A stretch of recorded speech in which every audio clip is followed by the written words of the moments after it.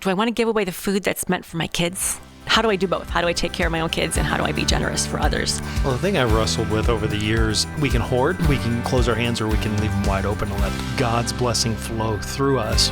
But the thing that has allowed me to open my hands over and over is this idea: if my kid was hungry, if I was unable to provide for my child, I cannot even begin to tell you what that would do for me to know that someone came alongside and said, hey, let me help. It would mean the world to me. So why can't I be that person for someone else? In all of the good times and even the trials, through tears and through laughter, yeah, I know that I'll smile when I think of you. Smile for the things you do. Smile, God gave me you. You are a reason I smile. Yeah. This is Behind Our Smiles Pursuing connection, and finding joy. even in the struggle.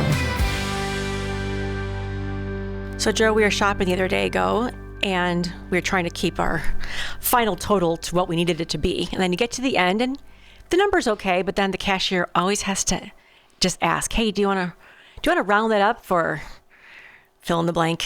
The kids, the veterans, the hospital," and you're stuck there looking at the cashier like. Well, especially when it's for the kids, right? You're like, And I don't mind like rounding up to $1, although I would rather be intentional with my giving. I feel like, I guess 50 cents makes a difference. But when you're like at $15 and they're like, you want to round up to 20? 1501, do you want to round up? And they're looking at you like, don't you love the children? And I think part of my problem is the and I know there's probably some that inadvertently may offend, but it's the over tipping of our culture now, where no matter what you're doing, you're asked for a tip. I think we ordered a pizza recently, and I went to pick it up, and just literally picking up the pizza, I was asked to tip 20%. So I'm like, wait a minute, I'm literally just picking up the pizza. There's more and more asks to be to give, and so. Yeah, everywhere we go, we're saying, what should we give? Because there's a need here, or someone saying we should be generous with this person, with our pizza person. We should be generous with this person and generous here. And we're like, wait a minute, it's starting to feel overwhelming. And I think it's hard too, because when you're always asked, you can't just be generous. It's like, whose idea was it? What if I want it to be my idea to be generous? So sometimes generosity can be a good thing, and sometimes it makes us feel cranky, if you feel like it's all around you. Well, and when it's the third store that you've been asked. I gave it the last counter. And when I was sitting at the stoplight, just all this stuff. So yeah, a lot of asks, especially this time of year. Welcome to Behind Our Smiles Marriage Podcast. We're so glad that you're hanging out with us. We are Joe and Tara Buchanan. Yeah, so today we want to share what Ben says about his wife and how Rebecca makes him smile. And he says Rebecca's heart and gentleness and tenderness and ability to stop and listen to anyone at any time truly makes my heart smile. Rebecca has a genuine ability to also make other people smile by her servanthood. She constantly gives from a place of joy, and she desires to serve. This makes me smile. That's the best kind of giving, right? That makes me smile. I mean, we can round up our totals and give to this or give to that, but when we give of our time and we do it joyfully, that's an amazing thing. Thank you for sharing this story, Ben, about your wife, Rebecca. If you want to share what makes you smile about your husband or wife, please do that. We'd love to hear it. You can share by simply emailing us, Tara, T-A-R-A, at behindoursmiles.com. Yes, in November, in the Thanksgiving season, this short little blip of a calendar, before the holidays hit, is a season of gratitude, and I love that we can focus on that. But it does kind of merge into this idea of, out of that gratitude, a season of giving. And always think, okay, every organization and every charity is like going full speed ahead of going, okay, here's our needs and here are the needs, and we need to be giving. It's kind of all around us. Well, especially when we've been given a lot, it's almost a responsibility, but a joyful one to be able to bless those around us. And the Bible talks about giving and this idea of being cheerful givers, to really find joy. And I think about great is your reward in heaven quite a bit, and how the Bible talks about that. And so the best reward system was set up by God, right? But what if that reward is just this incredible knowledge of the lives that have been impacted out of your obedience and Right. generosity. Is it easier to give with joy or to receive with joy, right? Like, how do you feel about generosity and giving? You might be like, well, it depends on what side of the equation I'm on, right? Yeah. When someone's being generous with you, like, this is amazing, but then to have to return it is a different muscle to exercise. But I think if you think hard enough, we've all had a time where we've been the recipient of generosity in some shape or form. Now, we sometimes think of like, the massive check showing up in the mail. And I know people have those stories, but I feel like everyone has experience of somewhere giving you something that you didn't expect that met a need or was a huge blessing for you. And sometimes I wonder too if it even means more at a later date when you're looking back on how significant that gift truly turned out to be. I think about when we had our first child. And first of all, we just didn't really know what we were doing, but we didn't fully understand the depth of what was needed in that first child. We were living on a ministry salary. We were one income family. And so there was a lot more need than even I anticipated there would be. But man, we had some incredible friends who really stepped up and helped us during that season. The whole concept of a baby shower, and we've had in our family now wedding showers and baby showers, and you kind of sit there going, this is amazing. Like, people come around and say, okay, we understand that to make the jump into starting a home or to make the jump into establishing what you need for a baby can be overwhelming on lots of levels, but especially financially. And to be able to say, let us take care of at least some of the things you need. And it is, first of all, buying baby stuff is a lot of fun. But I remember at our showers too, just going, okay, the high chair got taken care of. I have the stroller. Okay, we got the blankets. We need more bibs. And, obviously the needs never go away from a child. But to get that like head start in life, financially and like emotionally, is just so amazing. In fact, I remember we got so many clothes for our daughter, and buying clothes for girls is more fun. We'll just get that out of the way. But we had so many people giving us clothes when she was born. And I think I had a couple friends as well who had like little hand-me-down bags or saying, here's the stuff we don't need. That I remember my daughter was well over 1, probably close to 2. And I was like, I've never even bought my daughter any clothes. Like, I kind of want to shop and buy her all the cute things, but we didn't have a reason to because we literally just had clothes coming out all the drawers. So I was like, I can't justify spending our money on cute clothes.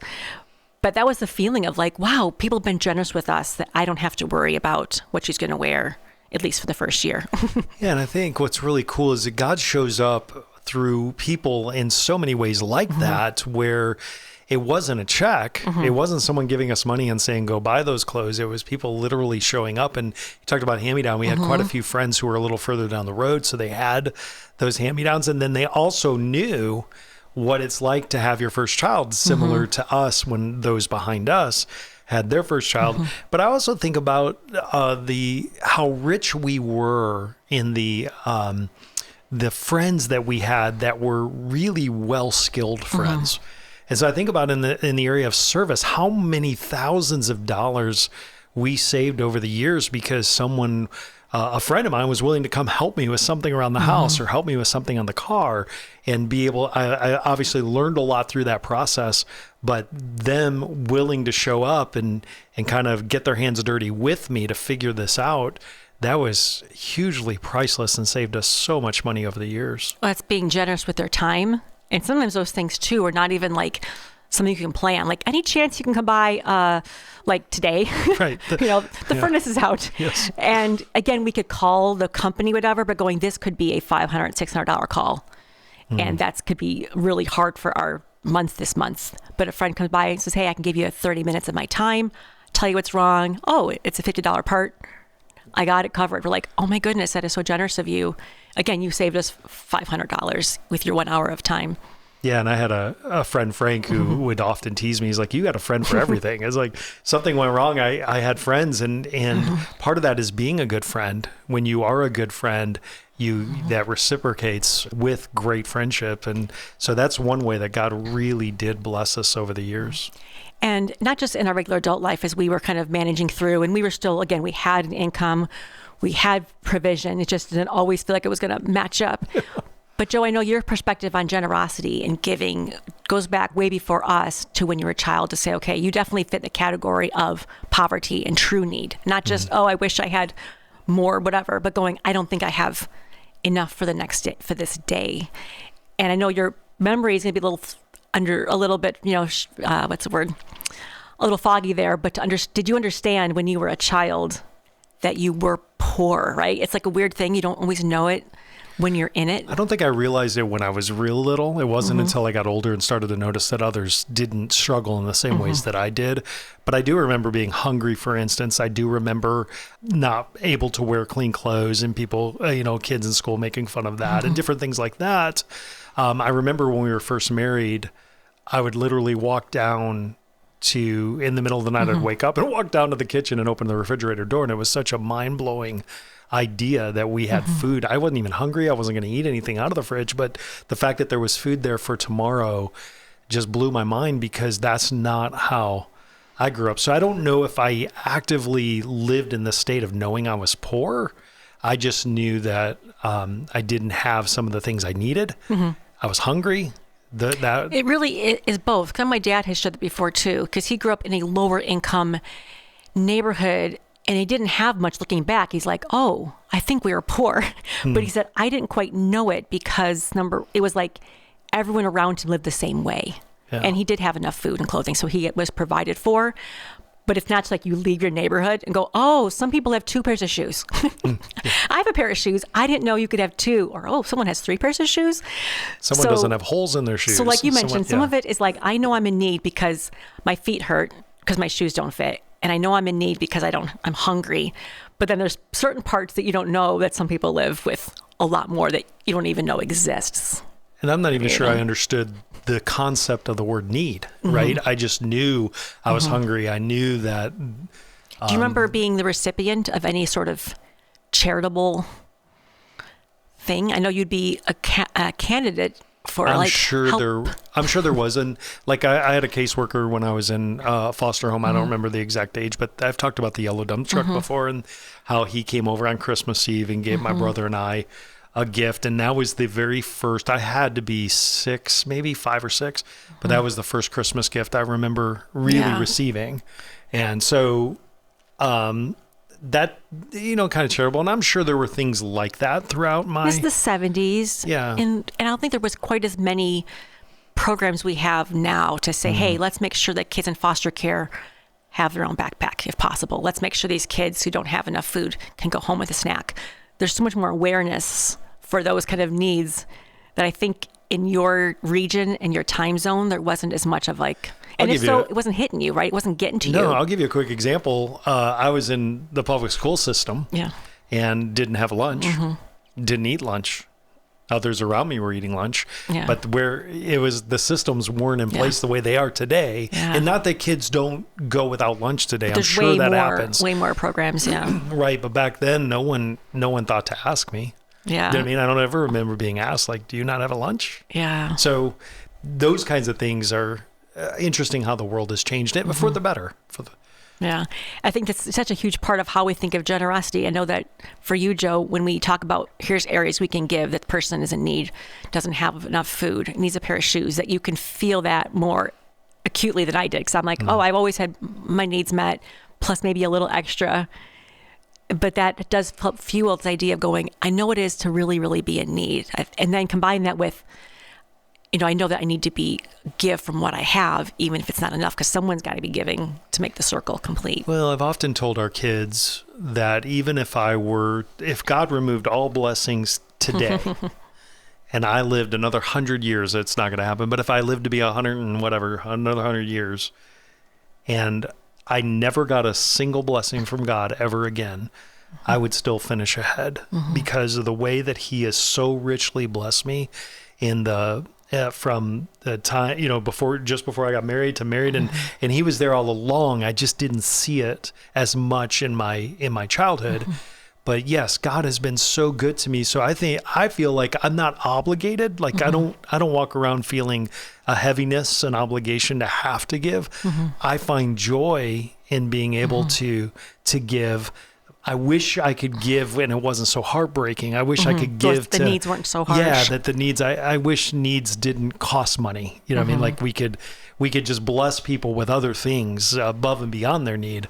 But many times the need is so great and it can feel like, Josh Wilson said this, like filling the ocean with a cup. It can feel that way.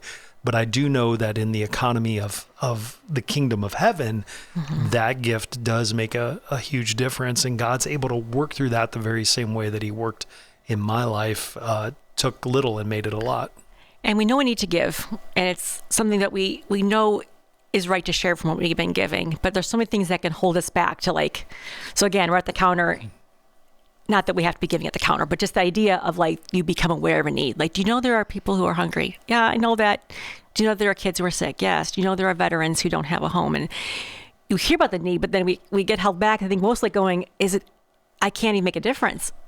Like what? Okay, I'm going to round up now from now on. Every time I go shopping, I'm round up. Does that really help? Like, am I really solving anything? And so you can kind of start getting in your head of going, things that keep you from really feeling generous and giving from a joyful heart. Well, in the Bible, Paul tells us in the New Testament in 1 Corinthians, I believe, that we'll be made rich so that in every occasion we can be generous, causing others to give glory to God. So I want to live that way, but I also want to be careful because we can also hinder what God's doing in someone's life if we're overextending generosity where God's wanting to work in that life. And I know I've made that mistake in the past. So I think it's just that attitude of hands wide open to say everything that I have, and coming from a place of poverty, growing up with poverty and coming from a place of not having enough, I can tend to want to squeeze my hand shut to say, wait a minute, I want to protect this because this may not be here next week. So I don't want to give this away, where God says the exact opposite. I need to like when we have my hands open. And we mentioned this a lot, Joe, like the idea of, okay, whatever it is we have, that you have that training in your brain from going, but there might not be enough tomorrow, right? I know there might not be enough.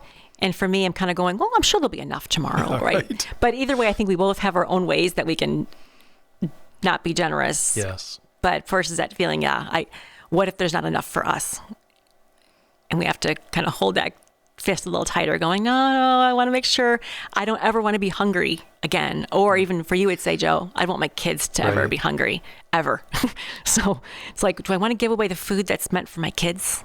Like, oh wait, how do I do both? How do I take care of my own kids, and how do I be generous for others? Well, the thing I've wrestled with over the years, and what causes me to lean into generosity and not away from it.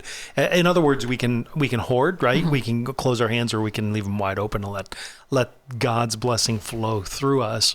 But the thing that has allowed me to open my hands over and over is this idea: if my kid was hungry, if I was unable to provide for my child, I cannot even begin to tell you what that would do for me to know that someone came alongside and said, hey, let me help. It would mean the world to me. So why can't I be that person for someone else, even if they don't know it's me, right? Even if it's an anonymous gift. You don't need a banner. Right.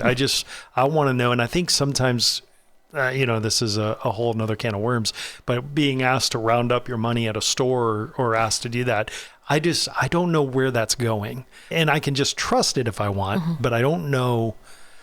I want to know that where God's asking me to invest, that he's asking me to do it, if that makes sense. Well, I think that's something else that goes on from what holds us back from giving. And that's, I think, maybe, again, not sure what you're giving to and having been burnt too. Like, you were generous in some area, you gave to what you thought you should give, and it went, oh, that was a really bad idea. Like, I funded the wrong thing. It went towards something that's antithetical to my values. Yeah. And so you go, unless I know exactly what's happening to the money, like, I don't want to give. And you can get like that, where like, I want to 100% know that the person who's asking for this is going to go towards the needs that they present and not to something else. And these days, how do you know? It's very hard, and emotional giving it's very tough to overcome. You see, and I don't think there's anything wrong if I see someone's hungry and I give them food. I think that's okay. It's giving them money and not knowing any accountability to that is God, and he has had to speak to my heart about that, to say, hey, you're hindering my ability to work in this person's life. I need you to stop. You need to, but I'm like, God, they have no money. They're suffering.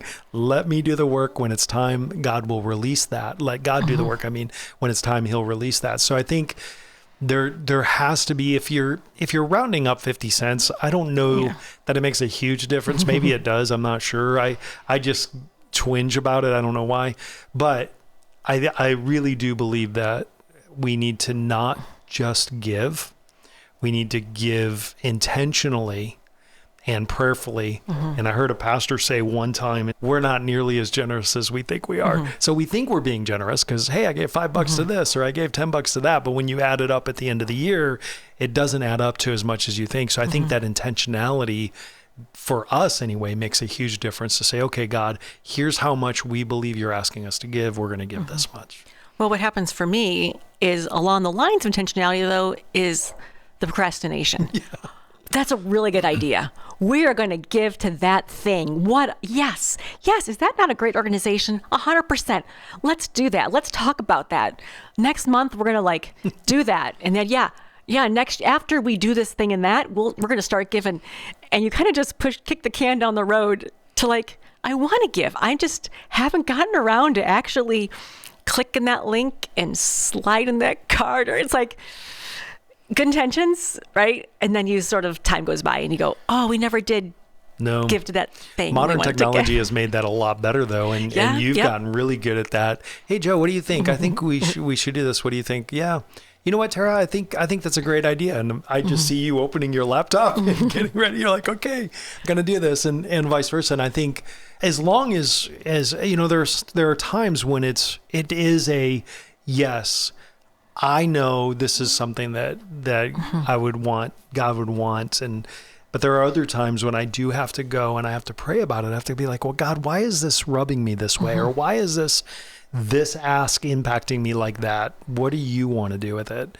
But again, it comes back for me anyway of being open-handed. And I know sometimes, Tara, it's hard when you have a lot of ask. To make what decision? I mean, where do you give it? Because there is only so much. Decision paralysis. Yes. Right. And even this time of year, you can get on a mailing list and you can get 18 envelopes in the mail, all saying, hey, for $1.87, you can do this. And for a gift of $30, do this. And a gift of $50, help this need. You're like, there's 15 envelopes. Do we send a gift to every envelope, and which one? And so you go, oh, I don't know. There's too many choices, too many opportunities. You've been really helpful for me, Tara. You just reminded me of something as you were saying that, but you've been really helpful for me over the years in this idea of I can tend, not as much anymore, I hope, and you can speak into this, but early on in our marriage, I tended to operate a little bit more out of fear. I'm afraid, number one, I don't want to give because I'm afraid I won't have enough. Or number two, we have to give because I'm afraid of what will happen if we don't for that person or organization that we're giving to. And you've been able to help me along the way to kind of minimize that fear, to say, hey, let's not operate along those lines. Let's get more confident in what God's asking us to do. And then, it might be a step of faith, but let's trust him. Do it joyfully. Yeah. And you're still praying for those places or individuals, because you can't help every person, every organization, but to still say, God, I'm going to continue to pray for these people that are on my heart. And I think in that process, as you pray for these different passions, and sometimes it's like, oh, it's time to give now, right? Yes. Like God kind of releases that, saying, right now I just want to pray for this organization, for this need, for this, whatever the need is. And then in time, it kind of comes to the surface. And it's interesting because there have been times where you would go, I know, if I know Joe, I know he's given to this organization or he's doing this. And you look back on it, and I thought for sure we would be having a conversation about how much we're giving. And God said, no, I don't want you to do this at this time. And then there have been other times where I'm like, nah, God's never going to ask me to give to that. And then God starts moving on my heart and starts kind of priming me to say, and Tara, it's been great in our marriage too, to be able to have those conversations, to be able to say, I'm really passionate about this. I really feel like we should do something here, or I really feel we should do something there, and to be able to get on the same page. And I think that's really important. Well, that's one of the reasons, I think one of the things that keeps us from giving is if you're, in a marriage and working as a unit, you do have to agree on some of these larger scale givings, we'll say. Obviously, if I round up at the cash register, I don't have to call you first. Say, hey, I rounded up 35 cents. What do you think we should do, babe? The funnier thing would be like, why is the grocery bill so high? I rounded up. No, it's more like this. Why is the credit card all exactly 0, 0, 0? Right. There's no 99 cents anywhere. Everything was $35, $65 on the button, funny. Tara. No, but there have been times in our marriage where it's like, okay, we can't move forward on this kind of giving or this sort of generosity until we both agree on it. And I think if we're not really feeling that same leading at the same time, that can slow us down too, to go, oh, I don't know, honey. I'm like, I want, again, procrastinate. I want more time to pray about that. And that but can it also feels like generate, that, right? Like, I'm just not ready yet. So I think sometimes if you are really wanting to be generous, but your spouse is saying, I'm not ready yet, then you do have to kind of slow things down until you both feel 100% like, yes, let's put our money towards that. And I've appreciated that. There have been times, I think it's worked on both sides, where one of us has been really passionate or excited and the other not so much. Like, you know what, we probably need to wait on that. And that can be really frustrating when you believe like, man, we should be jumping on this. But I really appreciate that, because you've been a really good barometer to help kind of steer the conversation to really ask the right questions.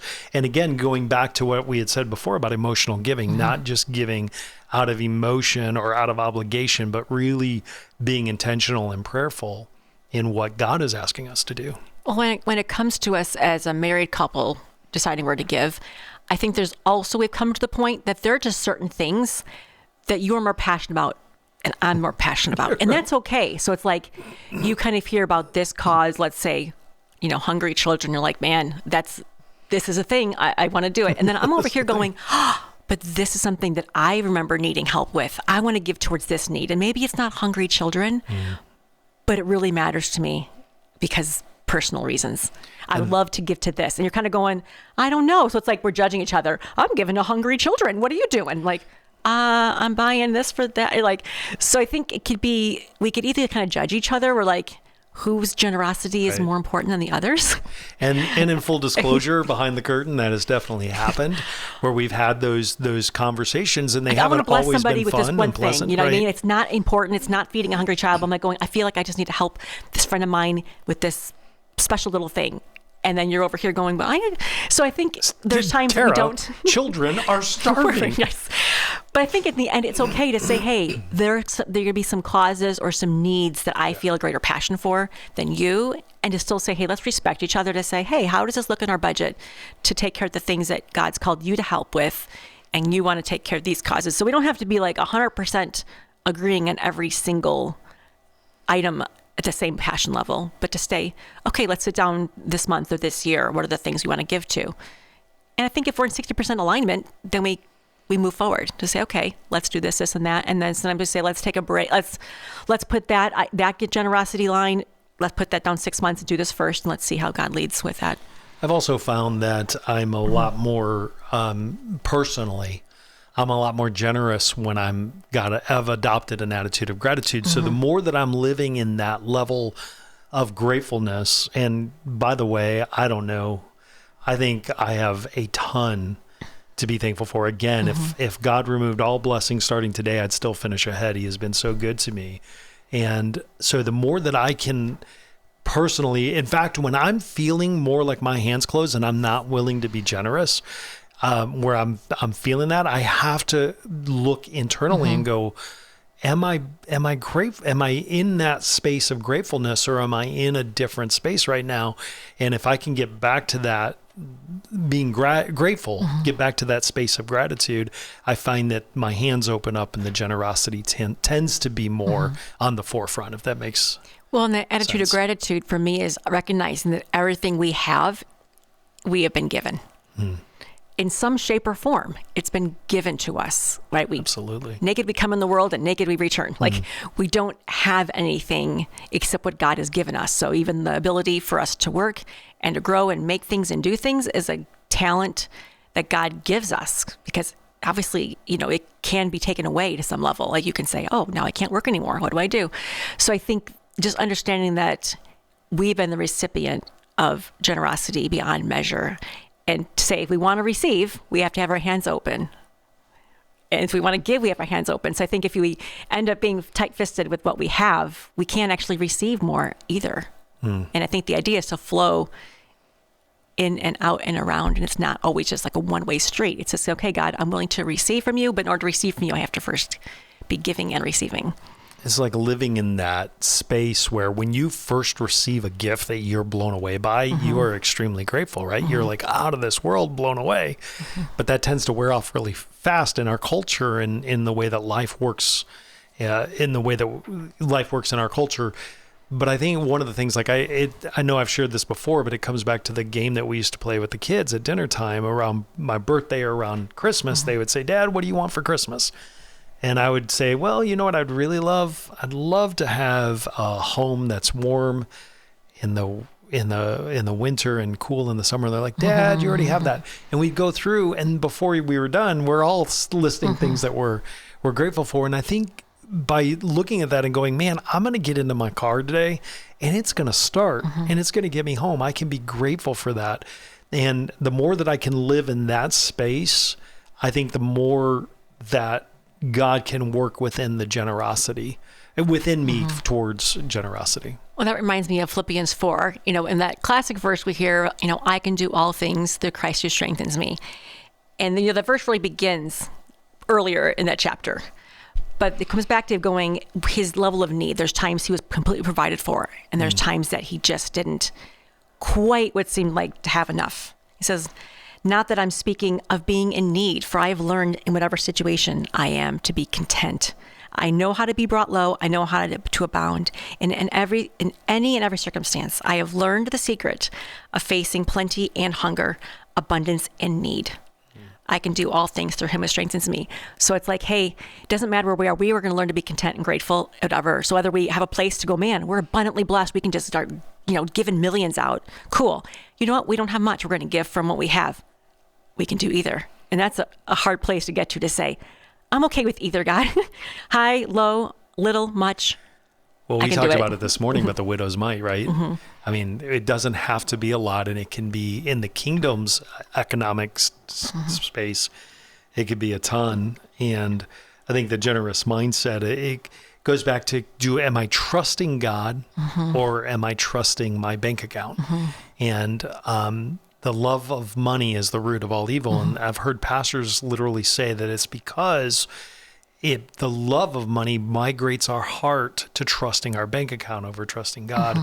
And so when I look at what God has done throughout Scripture alone, not mentioning my own life, then I can get to this space where, okay, God, maybe I can't quite get there on my own, but with your help I can. I need to trust you more. Help me trust you more. There's that line, I know it's in a song we like, but trusting that God, what you give me will be enough. Yeah. And then I think we pray that as well for the people that we give to. God, I'm going to give this person $5. I hope that that's enough for them. Like, I hope that you take our gifts, right, and multiply them and give to them what they need so they have enough, whatever that is. But I think because, it's not going to be enough. God, I trust that what you give us will be enough for our needs, our daily bread. Yeah. And then once we trust that, then we're like, okay, God, tell me where to give. Speaking of bread, the loaves and the fishes, right? No, you think about what God can do extraordinarily more. Is this enough for God? I don't think this is enough. That we can hope or imagine. And I mean, not only did he feed the 5,000, but how much left over? That was insane. So you think about, okay, God can take whatever we have. I think the real point of it all is, am I willing to surrender it to God, no matter what it is? And if I am, then God can do extraordinarily more than I could ever hope or imagine with that. Okay. And again, I wish I could be there every day. That would be a lot of fun. Most days I'm probably not quite there, but. Well, next time we go to the store, I expect you to round up. $15.01, we're going to $16 even. Because who wants 99 cents anyhow? Oh, would love to know your thoughts. What are you grateful for this holiday season? What are you thankful for? You can share them with us. Any additional thoughts about this episode as well? Would love to hear from you. Tara, T-A-R-A, at behindoursmiles.com. While you're emailing us, please share what makes you smile about your husband or wife. See you next time.